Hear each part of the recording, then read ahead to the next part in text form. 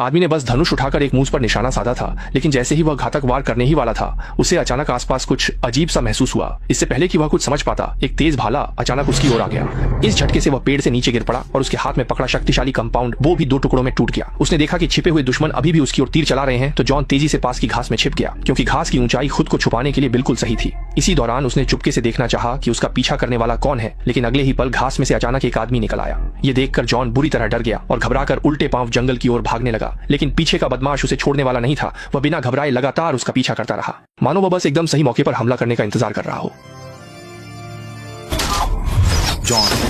John ने कभी सोचा नहीं था कि वह सिर्फ जंगल में शिकार करने आया था, पल भर में खुद किसी का शिकार बन जाएगा। अपनी जान बचाने के लिए वह सांस लेने फुर्सत नहीं पा रहा था, जंगल भागता जा रहा था। लेकिन तभी बदमाश को मौका मिल गया। उसने धनुष पर तीर चढ़ाया। एक तेज तीर जॉन की पिंडली को भेदता निकल गया।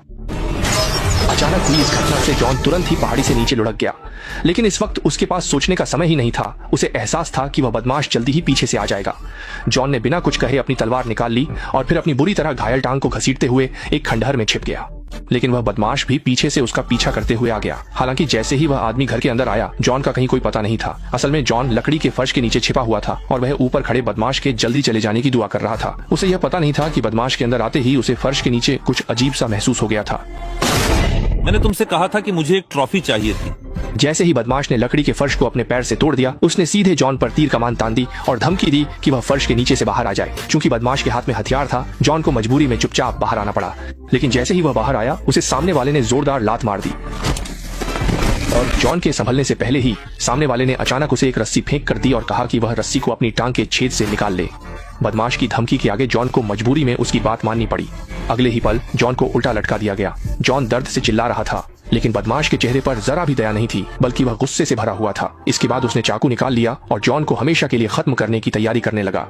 इस समय जॉन हैरान था कि आखिर वह आदमी उसका पीछा करके उसे मारना क्यों चाहता है। लेकिन बदमाश ने उसे खुद ही सोचने को कहा कि उसने सालों पहले कौन सी गलती की थी। बदमाश की इस जिद के सामने जॉन ने मौका देखकर जमीन पर पड़ा एक लकड़ी का टुकड़ा उठाया और उस पर फेंक मारा। फिर जल्दी से अपनी टांग की रस्सी काट डाली। जॉन को भागने की कोशिश करते देख बदमाश तुरंत उस पर हमलावर हो गया। गंभीर घायल जॉन उसका मुकाबला न कर सका। उसे एक लात मारकर दूर फेंक दिया गया। हैरानी की बात यह थी कि दरवाजे के बाहर एक नदी बह रही थी। इस तरह जॉन तेज धारा में बहता हुआ नीचे चला गया। इस नदी में कई पत्थर भी थे। जरा सी लापरवाही से वह पत्थरों से टकरा सकता था और बेहोश हो सकता था। और भी डरावनी बात यह थी कि थोड़ी ही दूरी पर एक खड़ी चट्टान से झरना था। अगर वह उसमें गिर जाता तो निश्चित ही उसकी जान चली जाती। एक आखिरी उम्मीद के लिए जॉन ने खुद को जितना हो सके स्थिर रखने की कोशिश की।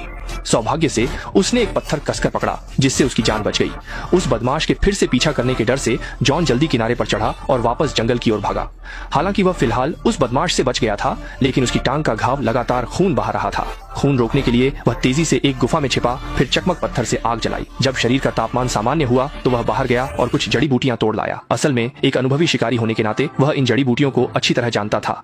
एल घाव भर सकता है, इसलिए उसने सीधे अपने मुंह से उसे चबाकर अपनी घायल टांग पर लगा लिया और अंत में अपनी टांग पर पट्टी बांध दी। घाव की देखभाल करने के बाद जॉन बाहर गया और एक लकड़ी की टहनी लेकर आया। चाकू से उसमें एक खांचा बनाया और फिर उस पर एक लचीली रस्सी बांध दी।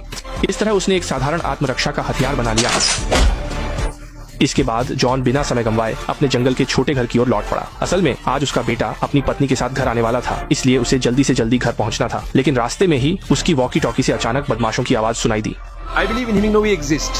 इसका मतलब ये भी है कि बदमाश अभी अपने आसपास कोई रास्ता न देखकर जॉन केवल अपनी चाल तेज कर सकता था। लेकिन जब वह बड़ी मुश्किल से घर के पास पहुंचा तो वह एकदम हैरान रह गया, क्योंकि उसका बेटा पहले ही घर के दरवाजे पर पहुंच चुका था। और भी डरावनी बात यह थी कि उसी समय बदमाशों ने उन पर तीर कमान तान रखी थी। ये देखकर जॉन घबरा गया और समझ नहीं पाया कि क्या करे। तभी वॉकी टॉकी में बदमाश की आवाज आई, जिसने जॉन को धमकी दी कि वह बिल्कुल भी आवाज न करे और उन्हें खुद ही वहाँ से जाने दे। असल में बदमाशों की दुश्मनी सिर्फ जॉन से थी। वह निर्दोष लोगों को नुकसान नहीं पहुंचाना चाहता था। जैसे जैसे गाड़ी दूर जाती गई, बदमाश भी घर की ओर बढ़ा, जमीन पर रखी रेड वाइन की बोतल उठाई और प्यास बुझाने के लिए घर के अंदर चला गया। लेकिन उसे यह पता नहीं था कि इस समय जॉन के हाथ में पहले से ही एक खुद बनाई हुई हथियार थी। अगले ही पल एक तेज तीर बदमाश के चेहरे को चीरता हुआ निकल गया। उस तीर ने उसे लकड़ी के तख्ते पर बुरी तरह से जड़ दिया, जिससे वह हिल भी नहीं सका। अच्छी बात यह थी कि तीर ने बदमाश की जीभ को नुकसान नहीं पहुंचाया था, इसलिए वह अब भी सामान्य रूप से बोल सकता था। इस तरह शिकारी से शिकार बनने की उसकी बारी आ गई। इस बदमाश को सबक सिखाने के लिए जॉन ने बिना कुछ कहे घर में रखे नींबू निकाल लिए और नींबू का रस उसके घाव पर डालने की तैयारी करने लगा। इसके बाद जॉन ने बदमाश से पूछा कि वह उसे बार बार मारने की कोशिश क्यों कर रहा है, लेकिन बदमाश ने जिद्दी अंदाज में जवाब देने से इनकार कर दिया और कहा कि जॉन खुद ही अंदाजा लगाए। जब बदमाश ने बात नहीं मानी तो जॉन ने मजबूरी में नींबू का रस उसके चेहरे पर डाल दिया। लेकिन किसे पता था, लेकिन बदमाश काफी सहनशील निकला। कोई और रास्ता न देख जॉन ने कुल्हाड़ी उठाई और बिना कुछ कहे सीधे उसकी पैंट के बीचों बीच मारने के लिए चला गया। पर जॉन को पता नहीं था कि कुल्हाड़ी ठीक उसी जगह लगी जहां बदमाश को बांधने वाली रस्सी थी। रस्सी के टूटते ही कहानी में फिर से मोड़ आ गया। जॉन को वहीं बेहोश कर दिया गया और बदमाश ने बिना घबराए शिकार की बंदूक उठाई, दराज से गोलियां निकाली और बंदूक में भर ली। फिर गुस्से में जॉन को उठाकर कार में फेंक दिया। अब जब जॉन में कोई विरोध करने की ताकत नहीं बची थी तो बदमाश ने तय किया कि वह उसे सब कुछ साफ साफ बता देगा। असल में वह बदमाश भी कभी एक आम इंसान था, लेकिन एक दिन गांव में अचानक बहुत सारे गुंडे घुस आए और उसकी पूरी फैमिली को बेरहमी से मार डाला। बदला लेने के लिए उसने एक जवाबी टीम बनाई, लेकिन जल्दी ही उनकी टीम पर सरकारी सेना ने हमला कर दिया। इसी तरह उसके साथी सैनिकों को सरकारी सेना ने बेरहमी से गोली मार दी और वह बदमाश भी उन्हीं में से एक था। और उस वक्त गोली चलाने वाला शख्स कोई और नहीं बल्कि जॉन था। लेकिन किस्मत से वह बदमाश चमत्कारी रूप से बच गया। उसने बहुत कोशिशों के बाद जॉन का पता ढूंढ निकाला और अब वह जॉन से बदला लेने आया था। उसने बदला लेना शुरू किया ताकि जॉन भी वही दर्द महसूस कर सके जो उसने झेला था। लेकिन उसे क्या पता था कि जब वह बदमाश अपनी यादें ताजा कर रहा था तभी जॉन ने अचानक उस पर हमला कर दिया, जिससे गाड़ी सीधे पहाड़ी से नीचे जा गिरी, कई बार पलटी खाई और खाई में लुढ़क गई।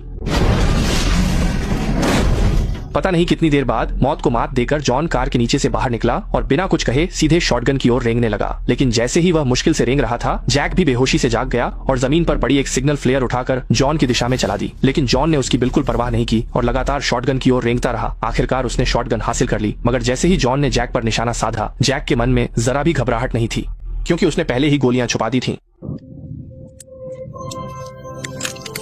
इसी तरह जॉन जैक की धमकी में आ गया। धीरे धीरे वे पहाड़ी छोटी बढ़ने लगे। जॉन साधारण व्यक्ति नहीं था। जान बचाने के लिए उसने पहले टांग में दर्द बहाना किया, आराम करने लगा। फिर जब जॉन ध्यान नहीं था तो उसने चुपके अपने हाथ की रस्सी काटनी दी। पता नहीं वे कितनी दूर चले, लेकिन आखिरकार जॉन थक कर गिर पड़ा। जब देखा कि जॉन कोई हरकत नहीं बची थी, जैक को लगा कि जॉन शायद अब तक यातना से मर चुका है, इसलिए वह धीरे धीरे उसके पास जाकर उसकी चोटें देखने लगा। लेकिन अगले ही पल जॉन ने एक पत्थर से जैक पर अचानक हमला कर दिया। जैक का सिर तुरंत चकरा गया और जब उसे होश आया तब तक जॉन पास के जंगल में भाग चुका था। जल्दी ही जॉन को एक छोड़ी हुई लकड़ी की झोपड़ी दिखाई दी। वह बिना सोचे समझे झोपड़ी में छुप गया और छिपने की जगह ढूंढने लगा। लेकिन जल्दी ही जैक पीछे से उसका पीछा करते हुए वहां पहुंच गया। इसी दौरान जॉन ने देखा कि वहां कुछ स्टील की तारें पड़ी हैं, तो उसने तुरंत एक साधारण जाल बना डाला। जैसे ही जैक ने दरवाजे को लात मारकर खोला, जॉन ने छत को खींचकर गिरा दिया, जिससे भारी लकड़ी की पट्टियां जैक पर गिर पड़ी और वह जमीन पर गिर गया। जॉन उसकी बंदूक छीनने के लिए दौड़ा, लेकिन तभी जैक ने बंदूक की बट से उसके घुटने पर वार कर दिया। हाँ, जॉन के किसी चालाकी भरे कदम को रोकने के लिए जैक ने उसके घुटने पर चाकू से गहरा घाव कर दिया। जैक को लगा था कि अब यह लड़ाई उसी की जीत है, लेकिन उसे क्या पता था कि जॉन न जाने कहां से एक स्टील की कील ले आया और सीधे जैक के सीने में घुसा दी। इस बार भी जॉन ने विपरीत परिस्थितियों में बाजी पलट दी। जब जैक को होश आया तो उसे एक पहाड़ी की चोटी पर ले जाया गया। असल में जॉन चाहता था कि वह सालों पहले की तरह जैक की जान इसी पहाड़ी पर ले ले, लेकिन इतने साल बीत चुके थे और जब जॉन ने सच में जैक पर निशाना साधा तो वह ट्रिगर दबाने में हिचकिचा गया।